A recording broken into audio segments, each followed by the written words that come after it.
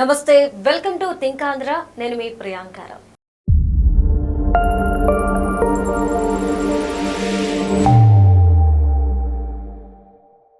జగన్మోహన్ రెడ్డి గారి వ్యవహార శైలి మీద ఎన్నో ప్రశ్నలు ఉత్పన్నమవుతున్నాయి. ఒక పక్క ఈవీఎంలో ట్యాపింగ్ జరిగింది, దానివల్లే మేము ఓడిపోయాము అంటూ వైసీపీ నేతల చేత, కార్యకర్తల చేత, అందరి చేత ప్రచారం చేపిస్తూ ఉన్నారు. ఆయన కూడా ప్రస్తావిస్తూ ఉన్నారు. ఇలా చూస్తే మరి కూటమి ప్రభుత్వం అంటే ఈ కూటమిలో ఎన్డీఏ కూడా ఉంది, కానీ జగన్మోహన్ రెడ్డి గారు అదే ఎన్డీఏకి సపోర్ట్ చేస్తూ ఉన్నారు. ఇంకో మాట కూడా అంటున్నారు ఆయన, రాహుల్, చంద్రబాబు, రేవంత్ రెడ్డి ముగ్గురు ఒకటే అని చెప్పేసి ఆయన ఒక స్టేట్మెంట్ కూడా రిలీజ్ చేసేశారు. మరి జగన్మోహన్ రెడ్డి వ్యవహార శైలిని మనం ఎలా అర్థం చేసుకోవాలి? ఇప్పుడు ఇదే ప్రశ్న అందరిలో ఉంది. సో దీనికి సంబంధించి మనతో మాట్లాడడానికి ప్రముఖ పొలిటికల్ అనలిస్ట్ అప్పసాని రాజేష్ గారు ఉన్నారు. ఆయనతో మాట్లాడతాం. నమస్కారం సార్. సార్, జగన్ దారి ఎటువైపు? అసలు ఎవరికి సపోర్ట్ చేస్తున్నాడు, ఏం చెప్తున్నాడు? ఇప్పుడు ఇదే క్వశ్చన్ అందరిలో ఉంది సార్. దీనికి మీరేమంటారు? జగన్మోహన్ రెడ్డి దారి ఒకటే. గత 15 సంవత్సరాలుగా జగన్మోహన్ రెడ్డి రాజకీయ శైలి గమనించిన వాళ్ళకి అందరికీ అర్థమయ్యేది, కేంద్రంలో అధికారంలో ఎవరుంటే వాళ్ళకి గులాంగిరి చేసి తీరాల్సిన అగత్యం జగన్మోహన్ రెడ్డికి ఉంది. వాళ్ళు ఇతనే గులాంగిరి చేయమని చెప్పని అడగరు, కానీ ఇతనే సాష్టాంగ పడిపోయి పచ్చిగా మాట్లాడుకుంటే మనకి తెలంగాణలో బాంచన్ని కాలు మొక్కుతాను ఉండేది వెనకటి రోజుల్లో. ఇప్పుడు తరాలు మారే కొంది ఆ సాంప్రదాయం పోయింది. అటువంటి స్థితిలో జగన్మోహన్ రెడ్డి ఉన్నాడు ఇవాళ. అతనేమో రాజకీయాన్ని శాసించే స్థితిలో లేడు. 151 స్థానాలతోటి ప్రజలు అధికారం కట్టబెట్టిన రోజు, 22 మంది ఎంపీలు అతని చేతిలో ఉన్న రోజు కూడా ఏమన్నాడు అతను? ఎన్నికలకు ముందు కేంద్రంలో అధికారంలో ఎవరున్నా వాళ్ళ మెడలు ఉంచుతానన్నాడు. కేంద్రంలో స్పష్టమైన మెజార్టీతోటి నరేంద్ర మోడీ గారి నాయకత్వంలో బీజేపీ ప్రభుత్వం ఏర్పాటు కాగానే ఏమన్నాడు? వాళ్ళకే పూర్తి మెజార్టీ ఉంది, వాళ్ళని ప్లీజ్ ప్లీజ్ అని అడగటం తప్ప మనం ఏం చేయలేము అన్నాడు. 5 ఏళ్లలో ప్లీజ్ ప్లీజ్ అని కూడా అడగలా మళ్ళీ ఏమి. అలాగే ఇవాళ కూడా కేంద్రంలో నరేంద్ర మోడీ గారి నాయకత్వంలో భారతీయ జనతా పార్టీ ప్రభుత్వం ఉంది. వాళ్ళకి వ్యతిరేకంగా ఒక్క మాట కూడా గొంతెత్తి మాట్లాడలేడు. ఇక్కడ చంద్రబాబు నాయుడు గారిని విమర్శిస్తాడు. ఇక్కడ బీజేపీ రాష్ట్రంలో అధికార భాగస్వామి, అక్కడ తెలుగుదేశం బీజేపీతో అధికార భాగస్వామి.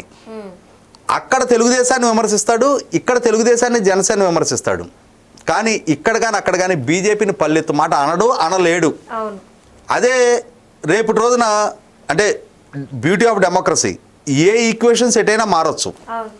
సపోజ్ 2029లో రాహుల్ గాంధీ గారు పైకి వచ్చాడు అనుకో, అప్పుడు రాహుల్ గాంధీ గారు జీ హుజూర్ అంటాడు.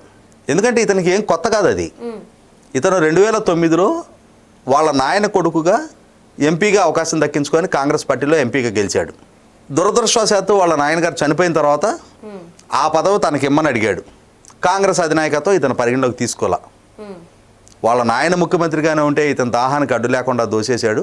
ఇతన్ని ముఖ్యమంత్రిని చేస్తే ఇక గుళ్ళో లింగాన్ని కూడా మింగుతాడని చెప్పని ఇతనికి అవకాశం ఇవ్వకపోయేటప్పటికీ కాంగ్రెస్ పార్టీతో విభేదించి బయటకు వచ్చి తన ఎంపీ పదవికి రాజీనామా చేసి తన తల్లిని ఎమ్మెల్యే పదవికి రాజీనామా చేయించి వైసీపీ అని ఒక పార్టీ పెట్టుకొని, వైసీపీ అంటే వైఎస్ఆర్ కాంగ్రెస్ పార్టీ, యువజన శ్రామిక రైతు కాంగ్రెస్ పార్టీ అని చెప్పని ఒక పార్టీ పెట్టుకొని ఆ పార్టీ తరఫున పోటీ చేశాడు. చేసిన సందర్భంలో ఒక స్లోగను, కడప ప్రజల్ని ఎమోషన్లో ముంచెత్తడానికి, కడప పౌరుషానికి ఇటలీ ఆధిపత్యానికి మధ్య జరుగుతున్న పోరాటం ఇది అన్నాడు. కడప ప్రజలు ఎమోషనల్గా ఫ్లేరప్ అయిపోయారు. మన బిడ్డ, ఇతనికి మనం అండగా ఉండాలని చెప్పిన 5 లక్షల మెజార్టీతో గెలిపించారు. గెలిచాడు. ఆ పార్టీ తరఫున ఎంపీగా, సింగిల్ ఎంపీగా ఉన్నాడు. తర్వాత మేకపాటి రాజమోహన్ రెడ్డి గారు కూడా జాయిన్ అయ్యాడు. ఆ తర్వాత రోజుల్లో ఇతని మీద అక్రమాస్తుల కేసులు నమోదైనవి. జైల్లో ఉన్నాడు. జైల్లో ఉన్న టైంలో అదే యూపీఏ తరఫున ప్రణబ్ ముఖర్జీ గారిని రాష్ట్రపతి అభ్యర్థిగా నిలబెట్టారు. అప్పుడు ఎన్డీఏ ఆయనకి పోటీకి ఇంకొక అభ్యర్థిని పెట్టిన సందర్భంలో మరి ఇతను ఒకడే ఎంపీ, ఒక ఎమ్మెల్యే, వాళ్ళమ్మ, ఆయన, తర్వాత రాజమోహన్ రెడ్డి గారు, ఇంకా కొంతమంది ఉన్నారు. వీళ్ళతో ఓట్లు ఎవరికి వేపియాలి? నువ్వు ఏమని ప్రచారం చేశావు? ఇటలీ ఆధిపత్యానికి వ్యతిరేకంగా జరుగుతున్న పోరాటం అన్నావు కదా. మరి ఇవాళ ప్రణబ్ ముఖర్జీ గారిని నిలబెట్టింది ఆ ఇటలీ ఆధిపత్యమేగా, సోనియా గాంధీ గారిని నిలబెట్టిన అభ్యర్థిగా, నువ్వు చెప్పిన ఇటలీ ఆధిపత్యమేగా. ఎన్నికల్లో జైలు నుంచి పర్మిషన్ తీసుకొని వచ్చి ప్రణబ్ ముఖర్జీ గారికి ఓటేసి వెళ్ళాడు. ఎందుకంటే జైల్లో ఉన్నాడు. బెయిల్ రావాలంటే వాళ్ళ దయాదాక్షిణ్యాలు, వాళ్ళ ఆగ్రహానికి గురైతే రేపు అసెంబ్లీ ఎలక్షన్స్ నాటికి కూడా బెయిల్ వచ్చిన తర్వాత జైల్లో ఉంటానేమో, ఎందుకు వచ్చింది తంట అనుకున్నాడు. వాళ్ళకి ఓటేసి వాళ్ళ అమ్మని, వాళ్ళ చెల్లెల్ని, వాళ్ళ వైఫ్ని, ముగ్గురిని సోనియా గాంధీ గారి దగ్గరికి రాయబారం పంపించి బెయిల్ తెచ్చుకున్నాడు. అటువంటి జగన్మోహన్ రెడ్డి ఇవాళ ఎన్డీఏ అభ్యర్థిని నిలబెట్టి ఉండగా ఎన్డీఏ అభ్యర్థిని కాదని చెప్పని ఇండియా కూటమి అభ్యర్థికి ఓటేస్తాడా? రాజ్నాథ్ సింగ్ గారు ఎప్పుడైతే ఫోన్ చేసి ఆయన ఏకగ్రీవంగా నిలబెట్టుకోవాలి వాళ్ళ అభ్యర్థిని అని చెప్పని అన్ని రాజకీయ పక్షాలకు ఫోన్ చేసి అడుగుతున్నారు. బీజేపీ అధ్యక్షుడు జేపీ నడ్డా గారు స్వయంగా మల్లికార్జున ఖర్గే గారిని అడిగారు, మా అభ్యర్థికి మద్దతు తెలపండి, ఏకగ్రీవంగా ఎన్నుకుందామని చెప్పని. ఇండియా కూటమి వ్యూహాలు వాళ్ళవి వేరే ఉన్నాయి. వాళ్ళు ఇప్పుడు అభ్యర్థిని పెడతారా పెట్టరా తర్వాత సంగతి. కానీ ఇండియా కూటమికి మద్దతు తెలుపుతావా? నువ్వేమంటావు? ఎన్నికలు పూర్తయినాక ఈవీఎంలు మేనేజ్ చేయడం ద్వారా ఈ ఫలితం ఇలా వచ్చింది అంటున్నావు. చంద్రబాబు నాయుడు గారికి ప్రజలు మద్దతు తెలపలేదు, నేను ఇచ్చిన సంక్షేమానికి అనుగుణంగా నాకే ఓట్లేశారు, కానీ ఈవీఎంని ట్యాంపర్ చేయడం ద్వారా ఈ విజయం దక్కింది అంటున్నావు. అంటే భారతీయ జనతా పార్టీ కేంద్ర ప్రభుత్వ సహకారం లేకుండా చంద్రబాబు నాయుడు గారే చేశారా? మరి ఇవాళ చంద్రబాబు నాయుడు గారు ఆ విధంగా తప్పు చేస్తుంటే భారతీయ జనతా పార్టీ ఎందుకని అడ్డుకోలా? అంటే ఇక్కడ ఏంటి అర్థం?